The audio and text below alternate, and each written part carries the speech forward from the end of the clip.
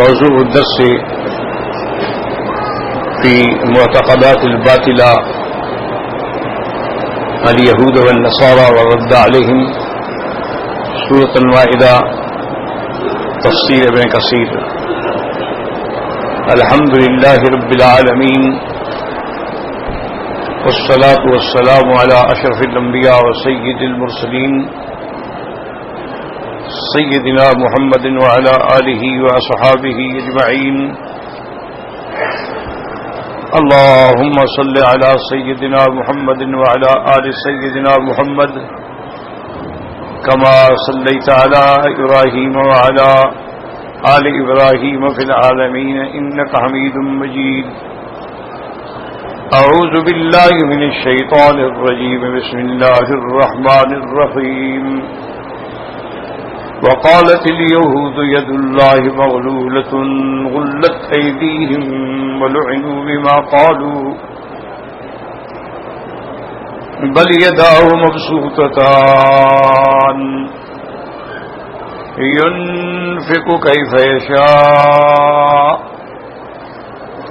وليزيدن كثيرا منهم ما أنزل إليك من ربك طغيانا وكفرا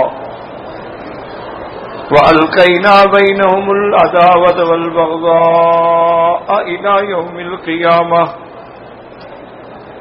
كلما أوقدوا نارا للحرب أطفاها الله ويسعون في الأرض فسادا والله لا يحب المفسدين. ولو أن أهل الكتاب آمنوا واتقوا لكفرنا عنهم سيئاتهم ولأدخلنهم جنات النعيم ولو أنهم أقاموا التوراة والإنجيل وما أنزل إليهم من ربهم لأكلوا من فوقهم ومن تحت أرجلهم منهم أمة مقتصدة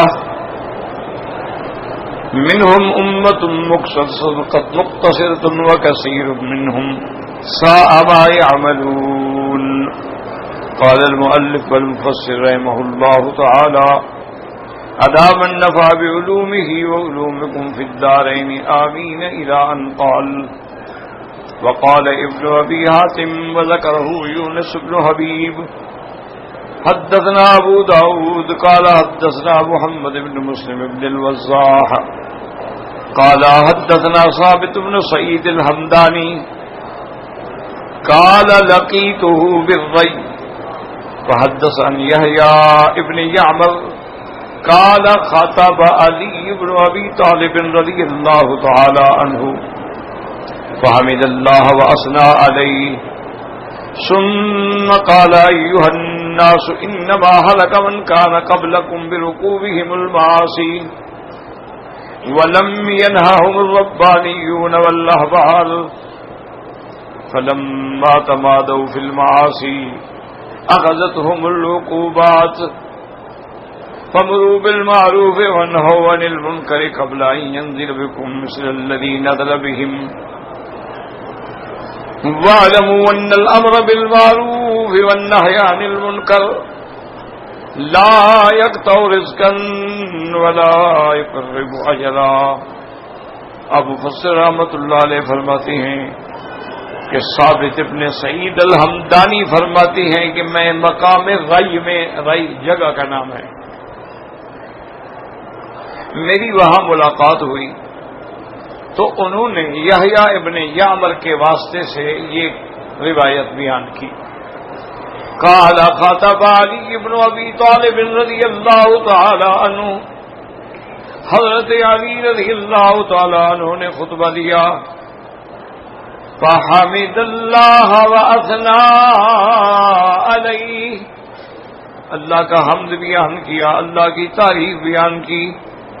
ثم قال ایھا الناس، اس کے بعد فرمایا کہ اے لوگوں سن لو، انما هلك من كان قبلكم بركوبهم المعاصي، کہ تم سے پہلے جو امتیں گزری ہیں وہ اس لیے برباد ہو گئیں کہ وہ گناہوں میں پڑ گئیں، اور جب وہ گناہوں میں پڑی تو ولم ینہہم الربانیون والاحبار، ان کو علماء نے، ان کو ان کے مشائخ نے بھی نہ روکا ان گناہوں سے۔ فلما تمادوا فی المعاصی اخذتهم العقوبات، جب وہ اپنے گناہوں میں بالکل پکے ہو گئے تو اب اللہ کی طرف سے پکڑ آ گئی۔ فَأْمُرُوا بِالْمَعْرُوفِ وَانْهَوْا عَنِ الْمُنكَرِ قَبْلَ أَن يَنزَلَ بِكُم مِّثْلُ الَّذِي نَزَلَ بِهِمْ، آپ نے فرمایا لوگوں تم بھلائی کا حکم کیا کرو اور برائی سے روکا کرو، ایسا نہ ہو کہ تم پر بھی اسی طرح کے عذاب نازل ہوں جیسے پہلی قوموں پہ عذاب نازل ہوئے ہیں۔ وَاعْلَمُوا أَنَّ الْأَمْرَ بِالْمَعْرُوفِ وَالنَّهْيَ عَنِ الْمُنكَرِ، اور یہ بھی جان لو کہ تم ڈرو نہیں کہ اگر ہم بھلائی کا حکم کریں گے اور برائی سے روکیں گے تو لوگ ہمارے مخالف ہو جائیں گے، دشمن ہو جائیں گے، فرمایا کوئی غم کرنے کی ضرورت نہیں ہے۔ لا یقطع رزقا ولا یقرب اجلا، تو اس سے نہ تو تمہارا رزق کم ہوگا اور نہ تمہاری موت کوئی جلدی آ جائے گی۔ ہر چیز کا وقت مقرر ہے، ہر رزق کا بھی وقت مقرر ہے اور موت کا بھی وقت مقرر ہے، تو اس لیے پھر گھبرانے کی یا ڈرنے کی کیا ضرورت ہے۔ تو اب ایک بات جو ہے وہ اچھی طرح سمجھ لیں، اللہ پاک اور دعا بھی کرے، مجھے کچھ پچھلے 2 دن سے تکلیف ہے، اللہ شفا دے۔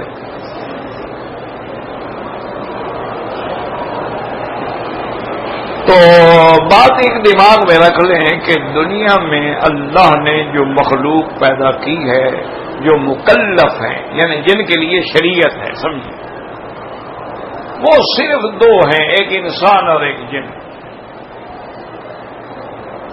فرشتے جو ہیں وہ مکلف نہیں ہیں، ان کے لیے کوئی شریعت نہیں، ان پہ کوئی نماز فرض نہیں، کوئی روزہ فرض نہیں، کوئی زکوٰۃ فرض نہیں، حج فرض نہیں۔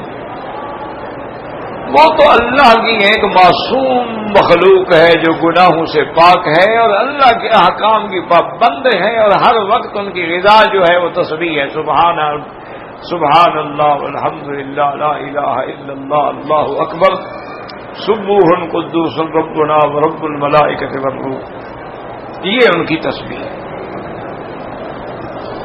تو اس لیے ان پر کچھ بھی فرض نہیں، جو اللہ نے حکم دے دیا وہ تعمیل کریں گے، وہ انکار کر ہی نہیں سکتے۔ لا یعصون اللہ ما امرہم ویفعلون ما یؤمرون، اللہ کے حکم کا انکار نہیں کرتے اور وہی کرتے ہیں جو اللہ حکم دے۔ اللہ نے ڈپٹی لگا دی ہے کہ جی ہمارے کندھوں پہ رہیں کرامن کاتبین، ڈپٹی دے رہے ہیں۔ اللہ نے ملائکہ کی ڈپٹی لگائی ہے، حافظہ جو ہماری حفاظت کرتے ہیں۔ اللہ نے ڈپٹی لگائی ہے سیاحین فی الارض، ملائکہ پوری زمین میں گھومتے پھرتے ہیں اور جہاں اللہ کے قرآن کی، اللہ کے ذکر کی مجلس ہوتی ہے وہاں آ کے کھڑے ہو جاتے ہیں۔ اللہ نے ملائکہ کی ڈپٹی لگائی ہے کہ روح قبض کرنی ہے، پھر ان کے ساتھ ملائکۃ الرحمہ بھی ہے، ملائکۃ العذاب بھی ہے۔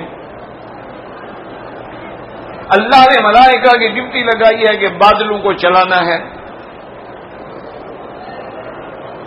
اللہ تبارک و تعالی نے ملائکہ کی ڈپٹی لگانی ہے کہ جو بندہ میرا درخت لگاتا ہے، بیج ڈالتا ہے، کھیتی ڈالتا ہے، اس کی حفاظت کرو۔ یعنی جو ان کو تو تعمیل حکم ہے، بس جو حکم ہے بس، وہ اس سے سر منہ تجاوز نہیں کر سکتے۔ اب دیکھیں ملک الموت 1 گھنٹے میں لاکھوں آدمی کی روح قبض کر سکتے ہیں، لیکن کسی ایک بندے میں روح ڈال نہیں سکتے، کہ روح قبض کرنا تو ان کی ڈیوٹی ہے، روح ڈالنا ڈیوٹی نہیں۔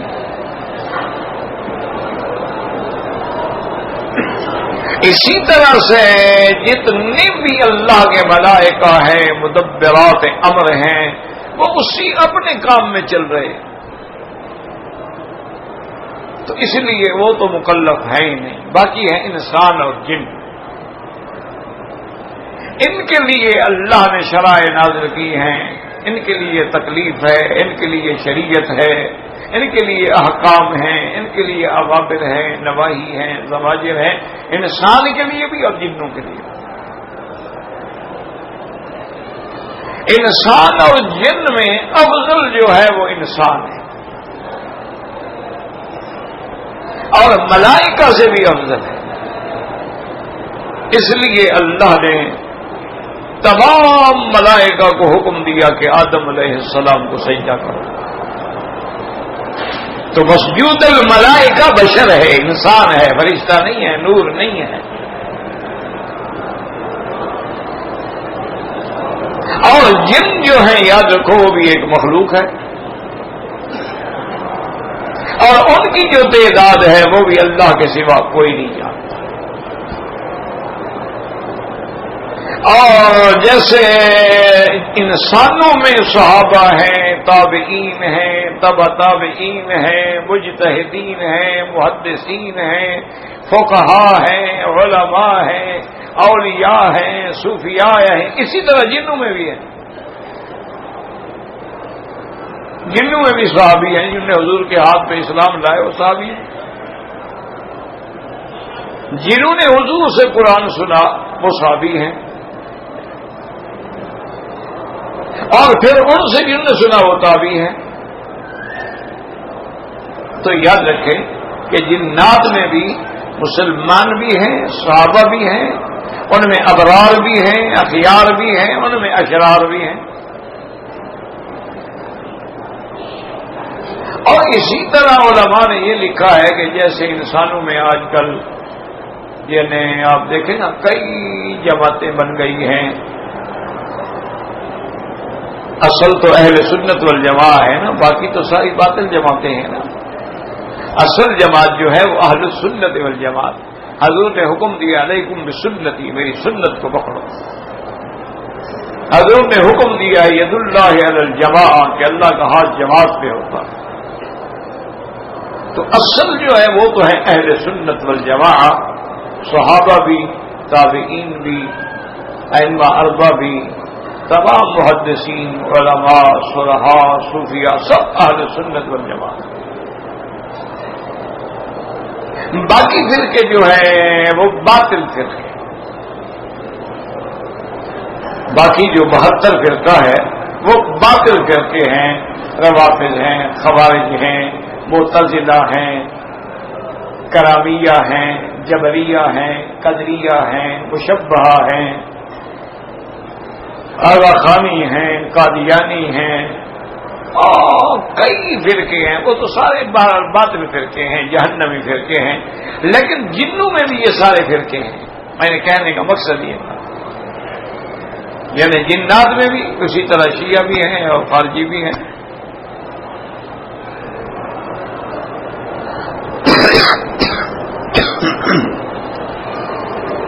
اور جنات کو اللہ نے باقاعدہ مکلف بنایا ہے اور قرآن میں سورۃ الجن اتاری، اور اللہ نے باقاعدہ جنوں کو خطاب فرمایا یا معشر الجن والانس۔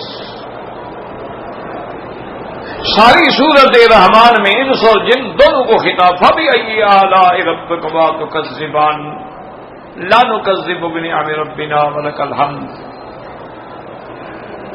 تو یاد رکھیں کہ جن بھی ہے۔ اچھا، انسانوں میں جیسے کوئی شرارتی ہوتے جنوں میں بھی ہے۔ انسانوں میں جیسے کوئی جادوگر ہوتے ہیں، سحر ہوتے ہیں، ہپنوٹائزم کرنے والے ہوتے ہیں، اسی طرح جنات میں بھی ہے۔ تو اسی لیے قیامت میں جو فیصلے ہوں گے وہ انسان اور جنات کے لیے ہوں گے۔ ملائکہ تو ویسے ہی جنتی ہیں، وہ تو معصوم ہے نا، وہ تو ہے ہی گناہوں سے پاک۔ تو اس لیے یاد رکھیں کہ اب جو مخلوق ہے اللہ کی، وہ مخلوق ہے، وہ کافر ہو مسلمان ہو کوئی ہو، مخلوق ہے، مخلوق اس کی وہ بادشاہ ہے، اس کے لیے سب برابر ہے۔ اب دیکھیں نا، ہوا کے بغیر بندہ زندہ نہیں رہ سکتا، تو ہوا جب چلے گی تو یہ نہیں کہ مسلمانوں کو لگے گی، کافر کو نہیں لگے گی۔ پانی کے بغیر بندہ زندہ نہیں رہ سکتا، تو اللہ پانی برسائیں گے تو سب کو ملے گا، جو اس کی مخلوق ہے۔ جانوروں کو کون رزق دیتا ہے؟ خنزیروں کو کون دیتا ہے؟ کتوں کو کون دیتا ہے؟ اور طرح دیکھیں، اس نے سب کو دینا ہے۔ اچھی طرح دماغوں میں بٹھا لیا کریں کہ اس کے لیے سب مخلوق ہے، سب برابر ہیں۔ اب جو لوگ صحیح معنوں میں اس کے ماننے والے ہیں، ایمان لانے والے ہیں، انبیاء کی اطاعت، ان کے درجات بلند ہیں۔ جو نافرمانی کرنے والے ہیں ان کے لیے دنیا و آخرت میں سزائیں ہیں۔ ایک بات یہ یاد رکھیں کہ سب اللہ کی مخلوق ہے، اس لیے کوئی کہے وہ دیکھو جی کافروں کے پاس بڑی دولت ہے، تو کوئی بات نہیں، کوئی دولت تو ذریعہ نہیں ہے کسی اللہ کے ہاں درجات کا۔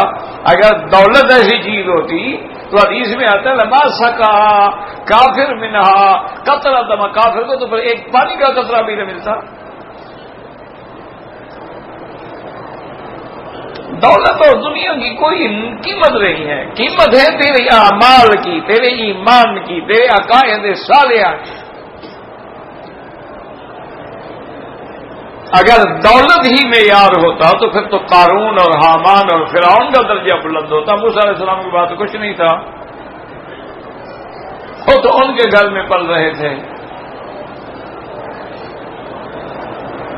تو اس لیے سمجھیں کہ دنیا، دولت، پیسہ، عمارت، یہ سب عارضی چیزیں ہیں اور بے فائدہ چیزیں ہیں۔ تو ایک تاریخ میں مثال مشہور ہے نا جی کہ اپنا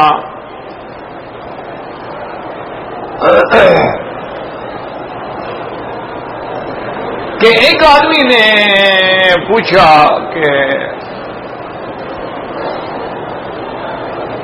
بھئی تمہارے پاس دولت ہے؟ اس نے کہا نہیں۔ تو بڑے بڑے لوگ جو ہے نا، یاد رکھو دولت کچھ بھی نہیں، قرآن جب کہتا ہے کچھ نہیں، وَمَا هَٰذِهِ الْحَيَاةُ الدُّنْيَا إِلَّا لَهْوٌ وَلَعِبٌ،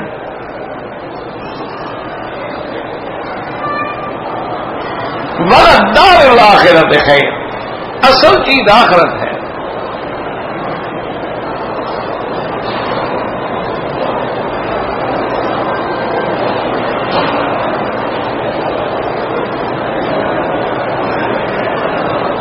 تیمور بادشاہ تھا نا یہ، اس کے سامنے ایک شاعر تھے، شاعر حافظ شیرازی تھے۔ تو انہوں نے پوچھا کہ تمہارے پاس بھی کوئی مال؟ شاعر نے کہا حضرت میرے پاس کیا بات ہے، شاعر لوگ ہیں۔ انہوں نے کہا کیوں؟ انہوں نے کہا حضرت دولت اندھی ہے، پتہ نہیں کہاں چلی جاتی ہے۔ انہوں نے کہا دولت کیسے اندھی ہے؟ انہوں نے کہا اندھی نہ ہوتی تو لنگڑے کو مل جاتی، لنگڑا تھا تیمور۔ انہوں نے کہا اگر اندھی نہ ہوتی تو لنگڑے کو ملتی، میری دو ٹانگیں مجھے تو نہیں ملی۔ تو اس لیے یاد رکھیں کہ اللہ کی ساری مخلوق ہے،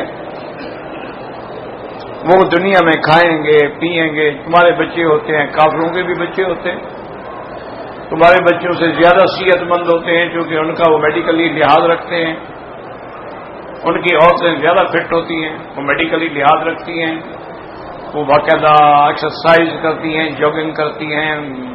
کیا ہمارا تو طرح نہیں ہوتا ہے، ہماری تو عادت بیچاری شادی کے بعد بہت ختم ہو جاتی ہے نا، وہ تو مرتے دم تک اپنے ہر بدن کو سنبھال کے 90 سال کی عمر ہوگی ٹھیک ٹھاک،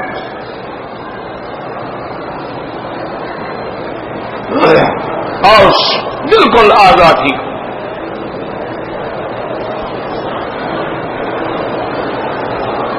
اللہ تبارک و تعالی معاف فرمائے، اللہ معاف فرمائے۔ تو بہرحال اب اولاد تو ان کی بھی ہوتی ہے۔ اچھا ان کی اولاد ہم سے زیادہ گورے چٹے ہوتے ہیں، وہ تو کہلاتے ہی گورے ہیں۔ ہمارے ہاں تو کالے بھی ہیں، گندم گونڈ بھی ہیں، تو ان کے ہاں تو کوئی کالا والا نہیں ہوتا، ہیں ہی گورے، چونکہ عورتیں بھی گوری ہیں وہ بھی گورے، تو نسل بھی آگے وہی ہوگی۔ اور جو اولیاء اللہ اس وقت، یعنی اس وقت جو سب سے بڑے مقام ولایت پہ لوگ ہیں وہ افریقی ملکوں میں ہیں، جیسے سوڈان ہے، نائجیریا ہے، فلان ہے فلان ہے، ان کے اندر سارے کالے، لیکن اللہ کے ہاں ان کا درجہ بلند ہے۔ اللہ کے رنگ کو تو نہیں دیکھتے۔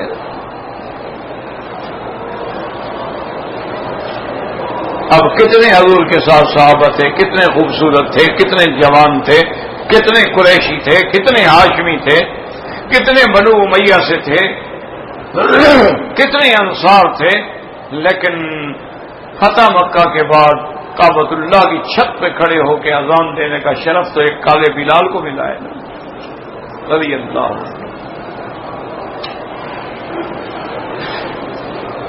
اسی لیے حضور نے فرمایا ایسا نہ سمجھا کرو یار یہ کپڑے پرانے پھٹے پرانے، یہ کون آدمی ہے؟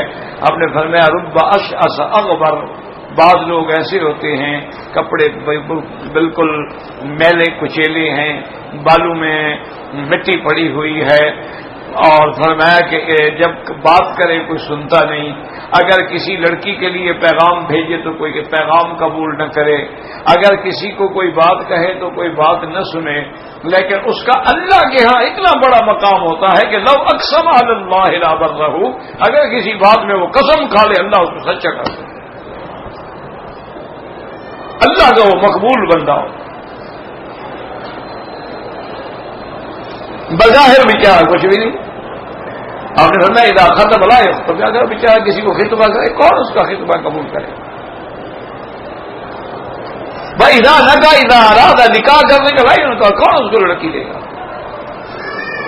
لیکن ان کو پتہ نہیں ہے کہ یہ اللہ کے ہاں اس کا کیا مقام۔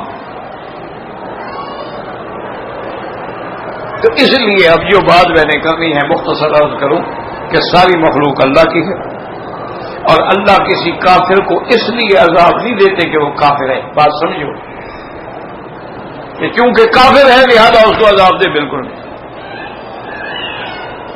اللہ کافر کو بحیثیت کافر ہونے کے عذاب نہیں دیتے، وہ اصل عذاب ان کے لیے آخرت میں ہے۔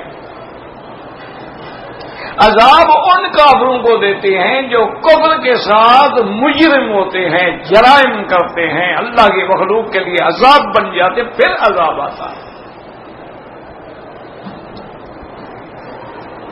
صرف کافر پہ عذاب نہیں آتا،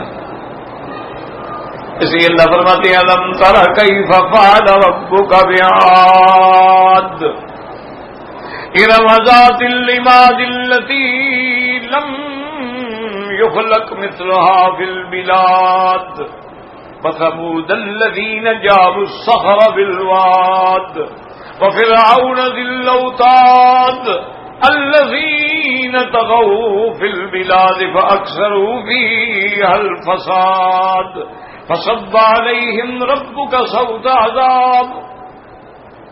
اللہ فرماتے ہیں میرے محبوب آپ کو خبر نہیں آئی قوم عاد کی کیسی بلا جوان تھے، کتنے تکڑی قومیں تھیں کہ جو 100 آدمی پتھر نہ اٹھا سکے وہ اکیلا اٹھا لیتا تھا، اور جو پہاڑوں کو کھود کھود کے انہوں نے گھر بنا لیے تھے۔ آپ کو ان کا پتہ نہیں لگا کہ پھر ہم نے کیسے ان پر عذاب کیا۔ قوم سمود بھی نظر ڈالیں، قوم صالح علیہ السلام پہ نظر ڈالیں، قوم شعیب پہ نظر ڈالیں، فرعون پہ نظر ڈالیں۔ کب عذاب آیا؟ جب اس نے بنو اسرائیل کے بچوں کو ذبح کر دیا اور لڑکیوں کو زندہ چھوڑ دیا، اور ان کے بنو اسرائیل سے وہ اپنے سارے گھر کے کام کاج گندے کام کرواتے تھے، اور قوم قبطی جو تھی وہ تو بادشاہ کی قوم سمجھی جاتی تھی۔ جب وہ حد سے بڑھ گیا، جب وہ بی بی آسیہ کے ہاتھ میں بھی اسے میخیں گڑوا دی، بی بی آسیہ اس کی ملکہ تھی، اور بی بی آسیہ ہے جس نے موسیٰ علیہ السلام کی پرورش کی ہے، موسیٰ علیہ السلام کو پالا ہے، موسیٰ علیہ السلام پر ایمان لائی ہے۔ وہ ظالم اتنا بڑا تھا، جب اس کو پتہ لگا کہ یہ مجھے خدا نہیں مانتی ہے تو اس ظالم نے حکم دیا کہ ان کے چارے ہاتھوں میں اور پاؤں میں وہ میخیں گڑوا دیتا تھا، زمین پہ لٹا کے ہاتھ پاؤں میں میخیں، اور ایک بہت بڑا پتھر جو ہے اوپر کھڑا کر دیتا تھا کہ ہاں میری خدائی کا اقرار کرو، اور نہیں کرے پتھر گرایا اور مر گیا۔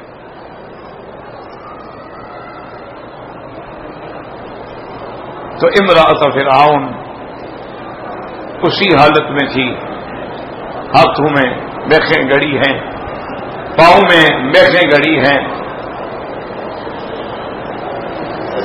میری بیٹی آپ اندازہ کریں، ہمیں تو اتنا عرصہ ہو گیا، ہم نے حج بھی پڑھ لیے، عمرے بھی کر لیے،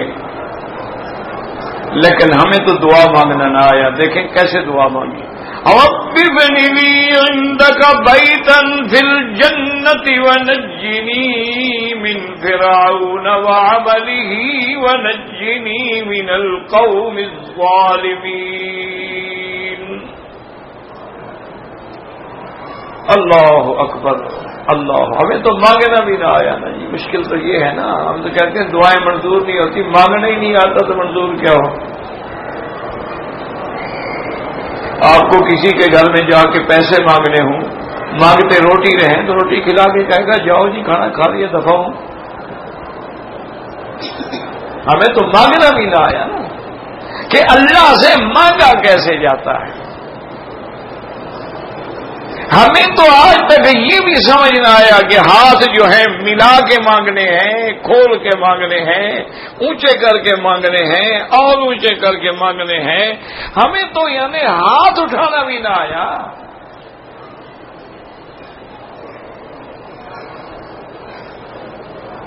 اللہ اکبر، اندازہ کریں دعا کا، کیسی دعا کی کہ یا اللہ، ورنہ یہ بھی تو کہہ سکتی تھی نا کہ اللہ مجھے جنت عطا فرما، نہ انک بیتا فی الجنۃ، اپنے قریب گھر عطا فرما۔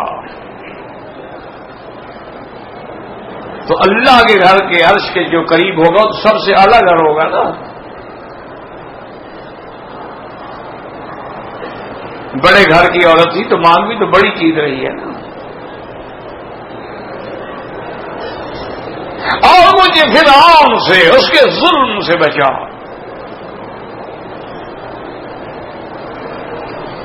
پتہ ہے دعا، میری بہنیں، میری بیٹیاں، دعا اس طرح مانگا کرو کہ درد ہو، پریشانی ہو، اضطراب ہو، آنکھ سے آنسو بہ رہے ہوں، دل کانپ رہا ہو اور اللہ سے مانگ رہا، پھر مزہ آتا ہے دعا کا۔ اس لیے اولیاء اللہ نے لکھا ہے کہ دعا تنہائی میں مانگو، علیحدگی میں مانگو، خفیہ طریقے سے مانگو، کوئی دیکھنے والا نہ ہو اللہ کے سوا، اور رو کے گڑ گڑا کے مانگو، رونا نہ آئے تو رونے کی شکل بناؤ۔ اور اولیاء اللہ نے لکھا ہے کہ دعا مانگتے ہوئے اگر آنسو بہ نکلیں، بدن کانپنا شروع ہو جائے، بال کھڑے ہونا شروع ہو جائے اور دعا میں لذت آئے تو سمجھو کہ رحمت کی گھڑی آ گئی، دروازہ کھل گیا، مانگ لو جو مانگنا ہے۔ اور اگر دعا مانگ رہے ہو اور بالکل یعنی ان قلب لاہن، دل کی توجہ بھی نہیں ہے اور یہ بھی نہیں اچھا اس کے بعد کون سی دعا مانگو، اچھا اس کے بعد کیا مانگ، تو کہتے ہیں اس سے بہتر ہے کہ نہ مانگو، ابھی دروازہ بند ہے۔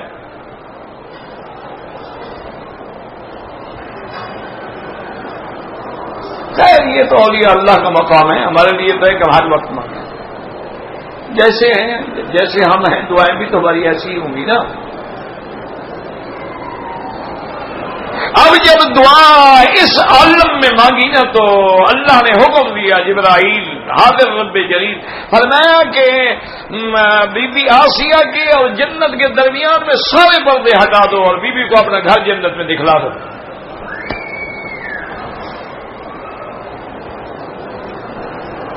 میری بیٹیاں خدا کے لیے بی بی فاطمہ کے نقش قدم پہ چلیں، بی بی عائشہ کے نقش قدم پہ چلیں، حضور کی بیویوں کے نقش قدم پہ چلیں، حضور کی بیٹیوں کے نقش قدم پہ چلیں. اسی طرح جو اولیاء اللہ گزری ہیں، بی بی رابعہ بصریہ گزری ہے، اور گزری ہیں، مفسرہ گزری ہیں، محدثہ گزری ہیں، عالمہ گزری ہیں، فاضلہ گزری ہیں، ان کے نقش قدم پہ چلو. یہ دنیا چند روزہ ہے، یہ فیشن، یہ میک اپ، یہ سنگار، یہ سب عارضی چیزیں ہیں، یہ جھوٹی چیزیں ہیں، یہ آرٹیفیشل جیولری ہے، یہ اصلی نہیں بن سکتی.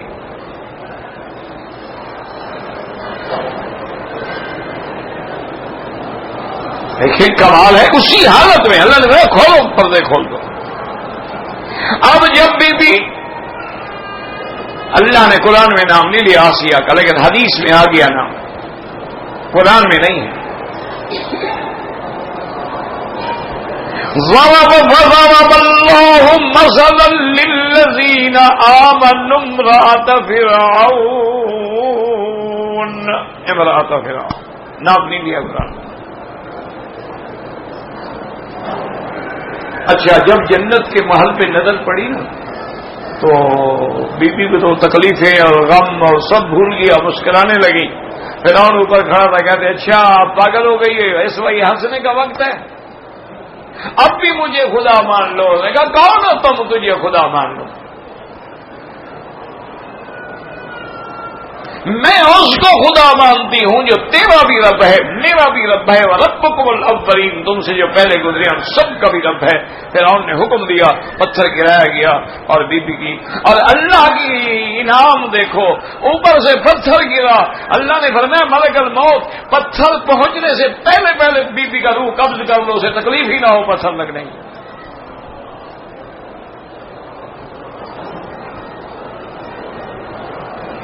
اور تمہیں پتہ ہے کہ یہ دعا کیسے منظور ہوئی میری بیٹی؟ کہ جب سیدہ خدیجہ الکبریٰ محسن اسلام محسن مصطفیٰ رضی اللہ عنہا کی موت کا وقت آیا، حضور پاک قریب آئے اور فرمایا کہ خدیجہ کیوں غم کرتی ہو، تمہیں تو میں خود ہی قبر میں اتاروں گا، اور تم جب جنت میں جاؤ نا تو وہاں تمہاری 2 سوکنے ملیں گی، ان کو بھی میرے سلام کہنا. تو بی بی خدیجہ حیران ہوتے یا رسول اللہ حل تزوجت قبلی، مجھ سے پہلے بھی آپ نے کوئی شادی کی تھی، آپ کی تو پہلی شادی ہے میرے ساتھ، تو اور سوکنے کہاں سے آ گئی؟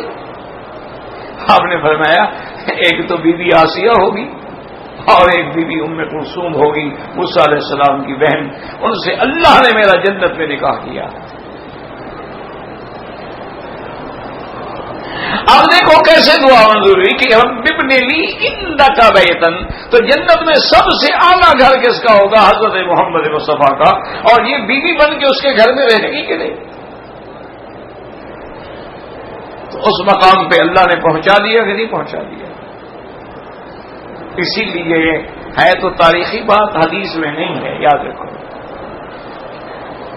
مورخین نے لکھا ہے، اصحاب سیرت نے لکھا ہے کہ ایک دن ماں بیٹی کے درمیان میں بات ہو گئی، یعنی سیدہ عائشہ صدیقہ رضی اللہ عنہا اور سیدہ فاطمہ الزہرا رضی اللہ عنہا. یہ تو دشمنوں نے قصے بنا رکھے ہیں نا، ذاکروں نے اور جاہلوں نے، کہ اہل بیت اور صحابہ کے اندر لڑائیاں تھیں، بغض تھا. یہ سب جھوٹی قصے ہیں، جھوٹی کہانیاں ہیں جن میں کوئی حقیقت نہیں. یاد رکھیں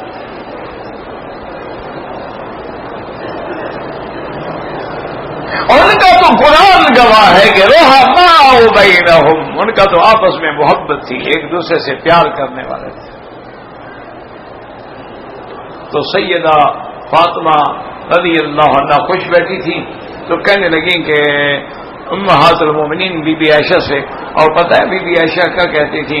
وہ کہتی تھی کہ واللہ ما رأیت مثل فاطمہ تھا، کہتی ہے خدا کی قسم سیدہ فاطمہ جیسی عورت میں نے نہیں دیکھی. تو صحابیات نے پوچھا کہ کیسے؟ فرمایا کہ کیا پوچھتے ہو؟ اس کا اٹھنا بیٹھنا بولنا ہنسنا چہرہ دانت سب محمد مصطفیٰ کی کاپی ہے. جب وہ سامنے آتی تھی تو حضور کی تصویر آ جاتی، تو پھر کیسے وہ سب سے اچھی نہ ہو؟ تو سیدہ فاطمہ نے رضی اللہ عنہا نے فرمایا کہ اماں جان آپ شرعن قانوناً اخلاقاً تو میری ماں ہیں، کہ آپ امہات المومنین ہیں، اور پھر میرے ابا کی بیوی ہیں. میں آپ کے بطن سے نہ ہوں لیکن باپ تو میرا محمد مصطفیٰ ہے نا، تو آپ میری ماں ہیں، لیکن میرا شان، میرا مرتبہ، میری عظمت آپ سے زیادہ ہے. آپ ناراض نہ ہوں تو میں بات کروں. بی بی عائشہ نے مسکرا کے فرمایا کہ بیٹی بالکل میں تو آپ سے ویسے بھی محبت کرتی ہوں، آپ بتائیں. انہوں نے کہا کہ دیکھو تم بڑے سے بڑا مقام بھی حاصل کر لو تو بنت ابی بکر، ابو بکر کی بیٹی ہو نا، اور میں بنت محمد، میں تو محمد مصطفیٰ کی بیٹی ہوں، تو آپ کا میرا کیا مقابلہ ہو سکتا ہے؟ بی بی عائشہ بڑی عالمہ تھی، بڑی ذکیہ، بہت ذہین تھی بی بی عائشہ، اور بچپن سے ذہین تھی. جب چھوٹی عمر کی تھی نا تو گڑیاں بناتی ہیں لڑکیاں، تو گڑیاں بنائی تھی تو اس میں گھوڑے بھی بنائے تھے، گھوڑے بنائے تو ان کے پر بھی بنائے تھے گھوڑوں کے. تو ایک دن حضور نے اتفاق سے دیکھا یہ کیا ہے عائشہ؟ اس نے کہا یا رسول اللہ یہ میں ان سے کھیلتی ہوں، گڑیاں ہیں اور کیا ہے؟ انہوں نے کہا یہ کیا ہے؟ انہوں نے کہا گھوڑے ہیں. ہم نے کہا عجیب بات ہے عائشہ، گھوڑوں کے بھی پر ہوتے ہیں؟ انہوں نے کہا حضرت سلیمان کے گھوڑوں کے پر نہیں تھے. یعنی اتنی ذہین تھی، اتنی ذکی تھی کہ حضور کے سامنے بات بھی یاد رہی. تو حضرت عائشہ مسکرائی، انہوں نے کہا فاطمہ بالکل تیرا بات سچ ہے، لیکن تم نے دنیا پہ نظر ڈالی ہے، آخرت کو بھول گئی ہو. انہوں نے کہا کیا مطلب؟ انہوں نے کہا جب قیامت کا دن ہوگا اور میدان محشر ہوگا تم علی کا ہاتھ پکڑو گی، میں محمد کا ہاتھ پکڑوں گی. تم علی کے گھر میں جاؤ گی، میں نبی کے گھر میں جاؤں گی، اب بتاؤ کس کا شان زیادہ ہے؟ فضحکت فاطمہ، بی بی فاطمہ ہنس پڑی رضی اللہ عنہا. اللہ ہمارے لیے دونوں کا شان زیادہ ہے، ہمارے لیے وہ جگر گوشہ محمد مصطفیٰ ہے، اور عائشہ محبوب حبیب خدا ہے رضی اللہ عنہا. میں جب چھوٹا تھا پڑھتا تھا یہاں، والد صاحب کے پاس ہی پڑھتا تھا، تو کبھی کبھی والد صاحب خوش ہوتے تھے، بیٹھے ہوتے تھے پڑھاتے پڑھاتے، کہتے مولوی مکی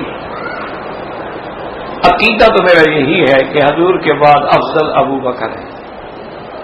کہتے عقیدہ میرا یہی ہے کہ سرکار دو عالم کے بعد شان ابو بکر کا ہے، لیکن کہتے ہیں اگر اصل بات پوچھو نا تو جو مقام عائشہ کا ہے وہ ابو بکر کو بھی نہیں مل سکتا.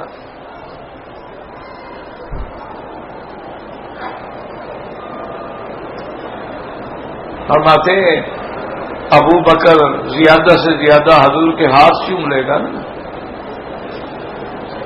حضور کے ماتھے پہ بوسہ دے دے گا، لیکن جو تقرب اور قرب سیدہ عائشہ کو ملے گا وہ ابو بکر کو مل سکتا ہے؟ فرماتے تھے کہ وہ اگر حساب کی بات کرو تو پھر مقام عائشہ کا بہت اونچا ہے، لیکن عقیدہ یہی ہے کہ حضور کے بعد افضل جو ہے وہ ابو بکر ہے رضی اللہ تعالی عنہ وارضاہ. اس میں کوئی شک نہیں. دیکھو نا جی، بیوی جتنی خاوند کے قریب ہوتی ہے اور تو کوئی نہیں قریب ہو سکتا نا، ایک اصولی بات ہے. یعنی جس کو راضی کرنے کے لیے، جس کو خوش کرنے کے لیے حضور محمد مصطفیٰ فرماتے ہیں عائشہ آؤ آج ہم دوڑ لگاتے ہیں. ایک سفر میں ہیں تو فرمایا عائشہ آؤ ہم دوڑ لگاتے ہیں، ہم مقابلہ کرتے ہیں کہ کون بھاگ جاتا ہے. یعنی اپنی بیوی کو خوش کرنا جو ہے، اس کے ساتھ ملاعبت کرنا، اس کے ساتھ کھیلنا، اس کے ساتھ، یہ تو سنت ہے. آج کل مصیبت تو یہ ہے نا کہ لوگوں کی عورتوں کے ساتھ یہ بڑی سیر شیر کرتے ہیں.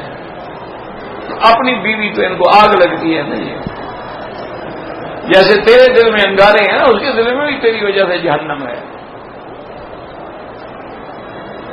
دل راہی دل سے دل کا معاملہ ہوتا ہے. تیرے دل میں نفرت ہے، اس کے دل میں کہاں سے محبت آ جائے گی؟ وہ بھی وقت گزارا کر رہی ہوتی ہے.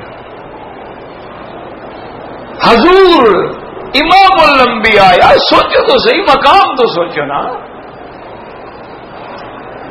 جہاں سارے انبیاء بھی حضور کے مقابلے پہ نہ پہنچ سکیں، وہ نبی اپنی بیوی کو خوش کرنے کے لیے کہتے ہیں آؤ عائشہ ہم مقابلہ کرتے ہیں، دوڑ لگاتے ہیں. سفر تھا نا، صحرا میں تھے، کوئی بندہ تھا نہیں وہاں، تو بی بی عائشہ نے کہا ٹھیک ہے.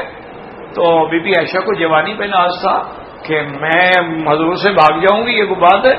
لیکن جب دوڑی تو حضور تو کام آگے چلے گئے، عائشہ تو پیچھے رہ گئی. تو واپس آیا، حضرت نے فرمایا ہاں عائشہ مقابلہ کر لے. یا رسول اللہ، بس آپ کو جو اللہ نے قوت دی ہے وہ ہم میں کہاں ہے. بہرحال میں ہار گئی. اب بھی عائشہ کہتی ہے کہ حضور کو یہ بات یاد رہی، جو بات میں نے کہہ دی ہے وہ سنو، یہ بات یاد رہی. اور حضور کی عمر مبارک جب زیادہ ہو گئی، لمبا بدن رسول اللہ، اور حضور کچھ بھاری بھی ہو گئے، تو ایک دفعہ سفر میں جا رہے تھے تو میں نے کہا حضور آج ہم پھر دوڑتے ہیں. اپنے ساتھ دوڑو. دوڑی تو میں دوڑ گئی، حضور پیچھے رہ گئے. تو آپ خوش، آپ نے فرمایا اچھا عائشہ آج تو تم نے مقابلہ جیت لیا نا بھائی، تل کا بدلہ لے لیا نا تم نے اپنا. تو یہ مقام ایمان سے کہیں کسی اور کو مل سکتا ہے؟ اللہ اکبر. اسی لیے 1400 سال سے لے کر آج تک پوری امت متفق ہے جو عائشہ کا گستاخ ہے وہ کافر ہے، اور کسی بیوی کے بارے میں یہ نہیں آیا. بات سمجھو، یعنی اگر کسی نے نعوذ باللہ بی بی خدیجہ کی توہین کی ہے، یا بی بی سودا کی ہے، ام حبیبہ کی ہے، بی بی میمونہ کی ہے، جویریہ کی ہے، صفیہ کی ہے، زینب کی ہے، حفصہ کی ہے، ان کے بارے میں ہم یہی کہیں گے کہ فاسق و فاجر ہے. لیکن جو عائشہ پر اعتقاد نہ رکھے وہ کافر ہے، کہ اس کی گواہی خدا نے دی ہے، وہ قرآن کا منکر ہے. رضی اللہ تعالی عنہا وارضاہا. تو اس لیے یاد رکھو اللہ کبھی کافروں پر عذاب نہیں بھیجتے جب تک ان کے جرم، ان کے ظلم دنیا میں باعث فساد نہیں بنتے، اس وقت تک عذاب نہیں آتا. اور جب ان کا فساد بڑھ جاتا ہے، الذین طغوا فی البلاد فاکثروا فیہا الفساد، پھر اللہ کا عذاب آتا. اچھا یہ بھی ضروری نہیں ہوتا کہ سب کو آئے، ایک نمونہ ہے اللہ دکھا دیتے ہیں کہ میں چاہوں تو پھر یہ ہوگا کہ جبریل کو حکم دوں گا کہ قوم لوط کی 5 بستیاں تھیں، قوم لوط کی، قوم قرا جو ہے، قرا لوط جو ہیں وہ 5 بستیاں تھیں، ان کو اٹھاؤ اور آسمانوں تک لے کے الٹا ان کو مارو.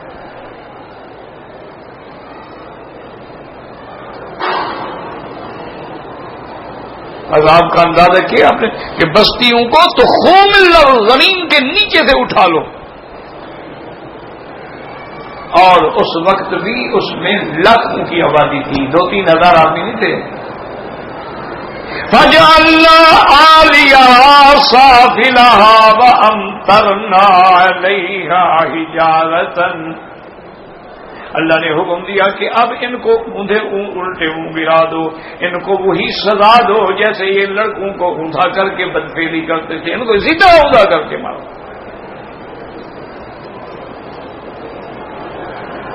اور یہ اتنا بڑا جرم ہے کہ قوم لوط سے پہلے دنیا میں نہیں تھا. تو تب عذاب آیا، فرعون پہ تب عذاب آیا، قوم ہود صالح پہ تب عذاب، جب وہ حد سے بڑھ گئے تو اللہ کے عذاب آ گئے.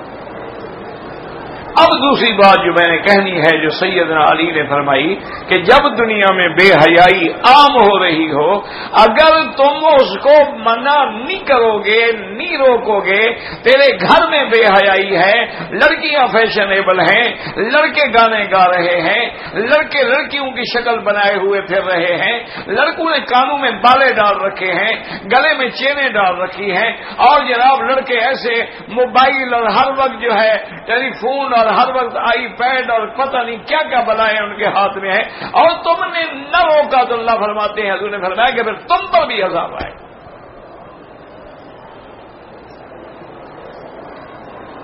تم لاکھ تہجدیں پڑھو، بیوی اگر نماز نہیں پڑھتی تو تم جہنم میں جاؤ، وہ تو جائے گی تم بھی جاؤ گے کہ تیری بیوی ہے اور جی میں کہتا ہوں کہنا نہیں مانتی، روٹی پکا دیتی ہے، کپڑے تمہارے استری کر دیتی ہے، تمہارے بچوں کو صبح صبح نہلا دھلا ناشتے کر کے یونیفارم پہنا کے سکول بھیج دے، صرف نماز والی بات نہیں مانتی۔ الا کلکم مسئول عن رعیتہ، اسی لیے حکم ہے کہ جہاں برائی دیکھو اس کو روکو، جہاں اگر تم نے برائی کو نہ روکا تو پھر تم بھی اسی طرح کے مجرم ہو جیسے کرنے والے مجرم۔ اس لیے حضرت علی رضی اللہ تعالی نے فرمایا کہ باقی کسی سے نہ ڈرو، جو رزق ہے وہ تمہیں ملے گا، جو موت ہے وقت پہ آئے گی۔ وقال الامام احمد حدثنا يزيد بن هارون انبانا شيخ النبي اسحاق عن المنذر بن جرير النبي قال قال ما من قوم يكون بين ظهرهم من يعمل المعاصي هم اعز منه وامنع ولم يغيروا الا اصابهم الله منه بعذاب۔ حضور نے فرمایا کہ تم میں اگر قوم ہے اور ان کے سامنے گناہ ہو رہے ہیں اور وہ طاقت والے بھی ہیں، ان کو روک بھی سکتے ہیں، نہ روکے تو ان پر بھی اللہ کا عذاب ہوگا۔ تفرد به احمد من هذا الوجه ورواه ابو داود المسدد بالاحوص عن ابي اسحاق المنذر ابن جرير عن جرير قاسم الرسم يقول ما بالذين يكون في قوم يعمل فيهم بالمعاصي يقدرون ان يغيروا ولا يغيرون الا اصابهم الله بعقاب قبل ان يموتوا۔ حضور نے فرمایا تم میں سے کوئی ایسی قوم میں رہتا ہے کہ جو برائیاں کرتے ہیں، جو بے حیائی کرتے ہیں، جو زنا کر رہے ہیں، جو فحاشی کر رہے ہیں، عریانی کر رہے ہیں، اور تمہیں طاقت بھی ہے لیکن تم نے ان کو نہ روکا تو اللہ مرنے سے پہلے تم پر بھی عذاب نازل کر دیں گے۔ وقد رواه الماجري بن محمد الوكيع عن اسرائيل نبي صاحب عبد الله بن نبي به وقال الحافظ المزي وهكذا رواه شعبة عن ابي اسحاق به والله اعلم۔ اللهم اشفنا واشف مرضانا ومرضى المسلمين، اللهم اشفنا واشف مرضانا۔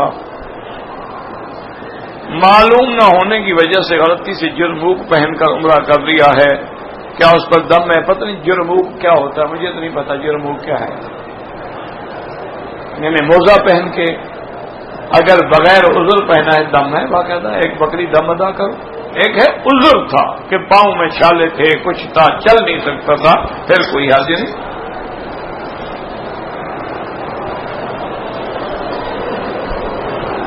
میرے ایک دوست نے اپنی بیوی کو قرآن مجید پہ ہاتھ رکھ کے 2 عورتوں کی موجودگی میں طلاق دی ہے، طلاق طلاق طلاق، بالکل 3 طلاقیں ہو گئی۔ وہ قرآن پہ ہاتھ نہ بھی رکھے تو ہو جاتی، اور 2 عورتیں گواہ نہ بھی ہوتی تو طلاق ایک ایسی بلا ہے کہ حضرہن حضر وجدہن جد النکاح والطلاق والعتاق۔ حضور نے فرمایا کہ نکاح طلاق عتاق جو ہے اس میں مذاق میں بھی کہہ دو میں تمہیں طلاق ہو جاتی ہے۔ یہ جیسے لوگ کہہ رہے او یار میں نے آپ کو لڑکی اپنی دے دی نا، ہم نے کہا اچھا جناب بڑی مہربانی، میں نے بھی قبول کی، نکاح ہو گیا ہے۔ یہ نکاح کے لیے ضروری نہیں ہوتا کہ خطبہ ہو اور مولوی ہو اور فلان ہو۔ اور جناب پکی طلاق ہو گئی اور 3 ہو گئی، حنفی مسلک میں تو کوئی گنجائش نہیں ہے، باقی کسی دارالفتاء میں جا کے فتویٰ لو۔ میں نے صفا مروا کے 13 چکر لگائے، کوئی دم نہیں۔ 7 جو تھے وہ تو شرعی تھے، باقی جو میں تمہارے اوپر چٹی پڑ گئی۔ سزا تو تم بھگت چکے ہو، پر دم کیوں دو؟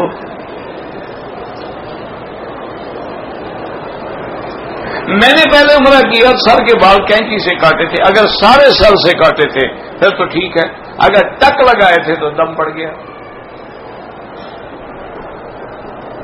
12 ربیع الاول کو میلاد بنانا بالکل ناجائز ہے، بدعت ہے، اور 12 ربیع الاول کو تو حضور پیدا ہی نہیں ہوئے، تو لوگوں نے بنا رکھا ہے۔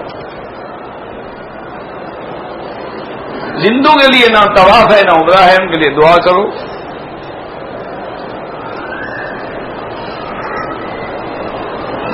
جب اللہ کے حرم میں مسجد الحرام میں داخل ہوں، تحیت المسجد الحرام الطواف، اس کا تحیہ یہ ہے کہ طواف کرو، لیکن رش ہے، تکلیف ہے، طواف نہیں کر سکتا، 2 رکعت پڑھے۔ عصر کے بعد اگر آپ نے طواف کیا تو 2 رکعت مغرب کے بعد پڑھیں۔ میں نے عرض کیا تھا کہ یہاں پر اذان جو ہے نا وہ 11:30 بجے بھی ہو جاتی ہے۔ اسی طرح اگر آپ جمعہ والے دن اذان کے انتظار میں نہ بیٹھے رہیں، مثلا 12:35 پہ اذان ہوگی، اگر آپ 30 منٹ پہ کھڑے ہو کے سنتیں شروع کر دیں تو آرام سے 4 سنتیں پڑھ لیں، کوئی مشکل نہیں۔ اب لاکھوں کا مجمع ہے، اگر وہ وقفے دیتے رہیں تو پھر تو ماشاءاللہ جو باہر دھوپ میں پڑے ہوتے ہیں ان سے پوچھو نا، وہ کہتے ہیں خدا کرے یار امام صاحب جلدی کیوں نہیں کر رہے۔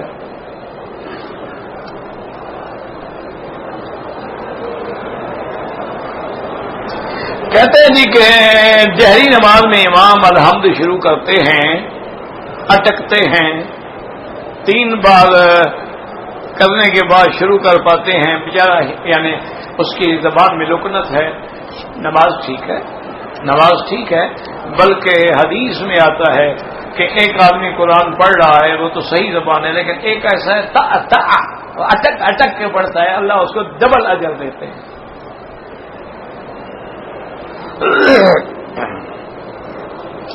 مغرب کی اذان اور نماز کے درمیان میں 2 رکعت مستحب ہیں، کوئی واجب نہیں، کوئی پڑھنا چاہے پڑھ لے، نہ پڑھے نہ پڑھے۔ عورتوں اور مردوں کی حجر اسود پہ بوسہ لینے کے لیے کوئی ٹائمنگ کی جائے، وہ لکھ کے آپ حکومت کو بھیج دیں، آپ ماشاءاللہ عقل والے ہیں۔ اچھا، عورت کے جانے کا وقت ہو اور ٹائم نہ ہو پھر وہ کیا کرے؟ ذرا سوچ سمجھ کے ترتیب بنا کے بھیج دیں، کیونکہ یہاں تو بیچارے سمجھ نہیں سکتے ہیں، تمہیں اللہ نے عقل دی ہے تو اس عقل کے مطابق دلائل لکھ کے بھیج دو۔ قبر کے اندر جو سوال ہوں گے بالکل ہوں گے، 3 سوال ہوں گے کہ من ربو کا تیرا رب کون ہے، ما دینوں کا تیرا دین کیا ہے، ما تقول فی حق ھذا الرجل۔ اس کا معنی یہ نہیں ہے کہ حضور کو قبر میں دکھلایا جاتا ہے، غلط بات ہے، حدیث موجود ہے، الذی بعث فیکم، وہ جو تم میں نبی بنا کے بھیجا گیا۔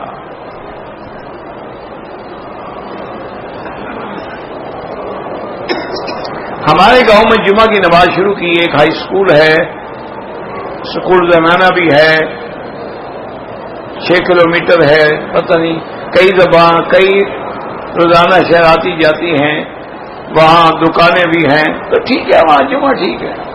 جب اتنا بڑے اسکول بھی ہیں، دکانیں بھی ہیں، مانا یہ ہے کہ وہ تو ایک اچھا خاصا قصبہ ہے جہاں ضروریات زندگی کی ہر چیز ملتی ہو، وہاں تو حنفی حضرات کے نزدیک بھی جمعہ جائز ہے۔ میں اگر اپنی مرحوم ماں کے لیے طواف کروں، نفل پڑھ کے ثواب بھیجوں، بالکل کرو۔ مجھے خواب کا پتہ نہیں رکھتا، خواب کی تعبیر کسی سے پوچھو جس کو آتی ہو، کسی کے نام کا عمرہ نہیں ہوتا، اپنا عمرہ کرو، ان کے دعا کرو۔ روضہ اقدس کی جالیوں کے سامنے سلام پڑھیں، دعا جو ہے کعبے کی طرف رخ کر کے اللہ سے مانگیں۔ میلاد بنانا بدعت ہے، میلاد کا حکم نہ حضور نے دیا، نہ قرآن میں ہے، نہ حدیث میں ہے، نہ صحابہ نے منایا، نہ اہل بیت نے منایا۔ حضور کی وفات کے 600 سال بعد ایک بادشاہ تھا مظفر مصر میں، اس نے یہ بدعت ایجاد کی تھی۔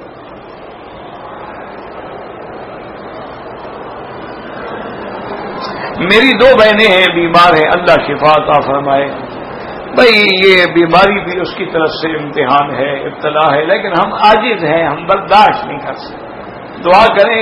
اس لیے بی بی عائشہ نے حضور سے پوچھا تھا کہ یا رسول اللہ اگر مجھے لیلۃ القدر مل جائے تو میں کیا مانگوں؟ آپ نے فرمایا اسألک العفو والعافیہ، بس یہ دعا مانگنا کہ اللہ معافی بھی دے، صحت بھی دے۔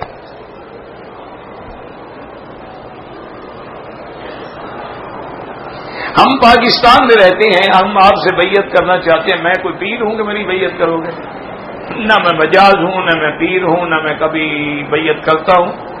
بہت دنیا میں پیر ہیں، وہ کوئی تلاش کر لو جو شریعت کے مطابق ہو۔ شرط یہ ہے کہ وہ عامل بالسنہ ہو، اس کی زندگی قرآن و حدیث کے مطابق ہو۔ باقی میں تو ایک بد کردار بلوچ چور قوم کا بندہ ہوں، میری کیا بیعت کرو گے؟ میرے پاس میرے بھائی کوئی عمل نہیں ہے، بس یہی ہے کبھی کبھی سوچ کے کہتا ہے تو ہم اللہ میاں ذمہ داروں کے دروازے پہ میراثی ہوتے ہیں، وہ ان پہ بھی شفقت کرتے ہیں، ان کا بھی خیال کرتے ہیں۔ میں بھی تیرے دروازے کا کہ میراثی ہوں، بھکاری ہوں، تیرا نام لیتا رہتا ہوں، اسی وجہ سے مہربانی کر دیں۔ وما ذالک علی اللہ بعزیز، اللہ پر کیا مشکل ہے؟ باقی بھائی کوئی اللہ والا تلاش کر کے بیعت کریں، بیعت کرنی چاہیے تاکہ آدمی پابند ہو جاتا ہے اس کے کہنے پر۔ اگر ایک آدمی دم نہ دے سکے 10 روزے رکھ لے، اپنے ملک میں بھی جا کے رکھ لیں۔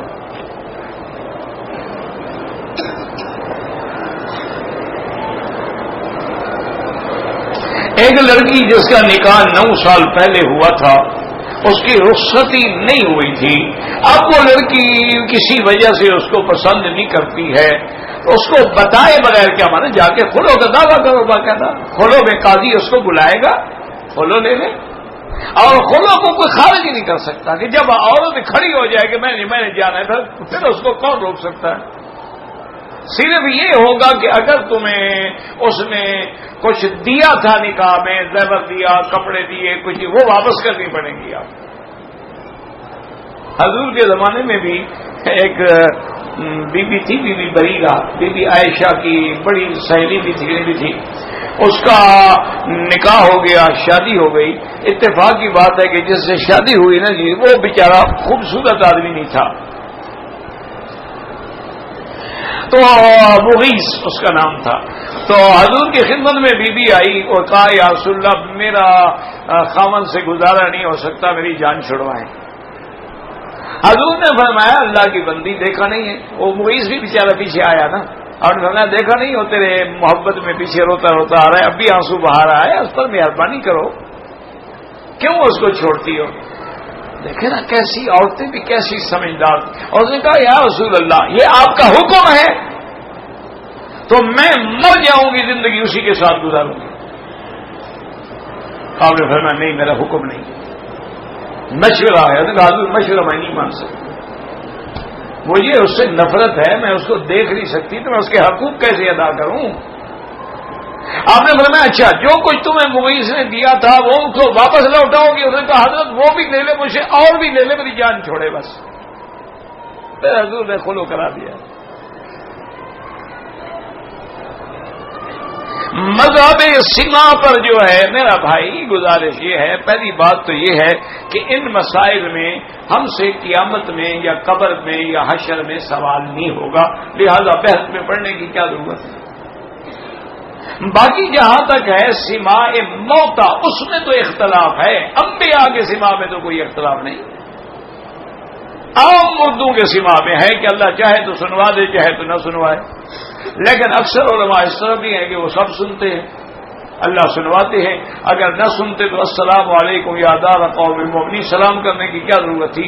اللہ نے ہمیں پہاڑوں پر تو سلام کرنے کا حکم نہیں دیا، لیکن قبروں پر تو دیا ہے۔ تو بہرحال ان بحثوں میں نہ پڑو، کچھ لوگ قائل ہیں، کچھ لوگ انکار کرتے ہیں، سب ٹھیک ہے، کوئی ایسی بات نہیں، کوئی کفر اسلام کی جنگ نہیں ہے۔ اچھا جو مسئلہ ہے، اور یہ ایک ایسا مسئلہ ہے نا انشاءاللہ تم مر کے تو دیکھو فوراً حل ہو جائے گا، زندگی میں نہیں ہوتا، اور مرنے کے بعد جو تمہیں محسوس ہو پھر ہمیں بتا بھی دینا۔ چھوڑو یار کیا لڑائیاں، کوئی حیات پہ لڑ رہا ہے، کوئی ممات پہ لڑ رہا ہے، کوئی سما پہ لڑ رہا ہے، کوئی عدم سما۔ لوگ نماز نہیں پڑھتے، لوگ قرآن کو نہیں مانتے، لوگ حدیث کو نہیں مانتے، لوگ قادیانی ہو رہے ہیں، لوگ ہندو ہو رہے ہیں، گھر واپسی کی پروگرام چل رہے ہیں، حضور پاک کے کارٹون بنائے جا رہے ہیں، قرآن نیا چھپ گیا ہے، نیا قرآن چھپا گیا ہے فرقان کے نام سے۔ ننگے سر نماز پڑھنا، کپڑا نہ ہو تو جائز ہے، یہ کوئی مسئلہ نہیں، ہو تو پھینک دو، یہ ہم نے کسی حدیث میں نہیں پڑھا، اور یہ بھی کسی حدیث میں نہیں پڑھا کہ ماں سوائے احرام کے حضور نے کبھی ننگے سر نماز پڑھی ہو۔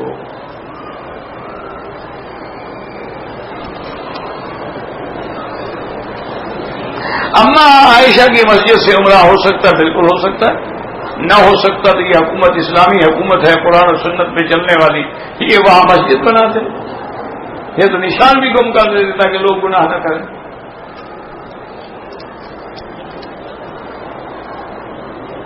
حج عمرہ کرتے ہوئے آدمی کے بال گر جاتے کچھ نہیں ہوتا، چوٹ لگ جائے اور خون آ جائے کچھ نہیں ہوتا، احرام کی حالت میں سو جائے تب بھی کچھ نہیں ہوتا۔ یہ کیا ہے کہ اگر احرام میں 10 دن ہو تو ہم سوئیں بھی نہ، یہ اچھا مسئلہ ہے۔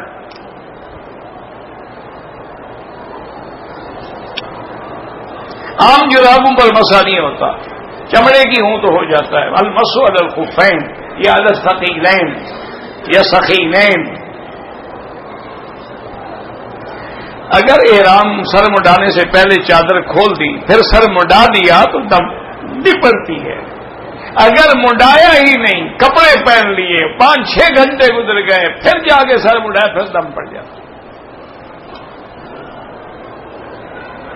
حضرت عائشہ کی نکاح کی جب ہوا تھا تو عمر کیا تھی؟ میں تو شریک ہی نہیں تھا نکاح میں، جو مولوی اس وقت موجود ہو اس سے پوچھ لو۔ بعض روایات میں 9 سال ہے، بعض میں 11 سال ہے، تو کیا مشکل ہے؟ جب اللہ نے نکاح کے لیے خود بی بی عائشہ کو حضور کے لیے چن لیا ہو تو وہ اس عمر میں بھی حضور کے حقوق ادا کرنے کی طاقت دینے پہ قادر ہیں۔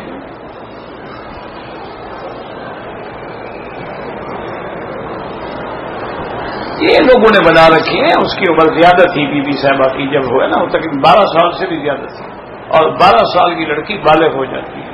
اور پھر یہ بھی روایات میں ہے کہ حضرت ابو بکر خود آئے کہ یا رسول اللہ آپ کی نکاح ہو گیا، آپ کی دلہن جوان ہو گئی، اب تو آپ گھر لے جائیں اس کو۔